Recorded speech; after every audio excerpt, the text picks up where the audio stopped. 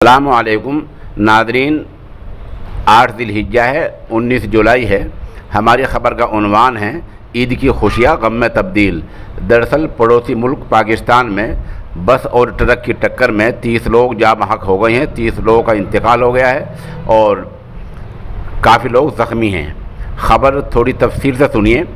ڈیرہ غازی خان میں توسا روڈ پر سیال کوٹ سے راجن پور آنے والی بس مسافر بس اور ٹرک میں خوفناک ٹکر ہو گئی، جس کی وجہ سے 30 لوگ جاں بحق ہو گئے ہیں اور ان میں سے کئی جو زخمی ہوئے ہیں ان کی حالت تشویشناک ہے۔ ضلع ایمرجنسی آفیسر ریسکیو ڈاکٹر نیر عالم کے مطابق حادثے کی شکار بس میں 75 مسافر سوار تھے، جن میں سے 60 سے زیادہ افراد زخمی ہوئے ہیں۔ تمام زخمیوں کو ٹیچنگ ہسپتال منتقل کر دیا گیا ہے۔ ریسکیو ذرائع کا بتانا ہے کہ جائے وقوع سے بس اور ٹریکٹر کو ہٹا کر ٹریفک کو بحال کر دیا گیا ہے۔ بہرحال یہ پڑوسی ملک سے بڑی خبر آ رہی ہے اور خبروں سے ایجنسی نے جو اپڈیٹ خبر بتائی ہے وہ 30 کے انتقال کی، 30 کے ہلاک ہونے کی بتائی ہے۔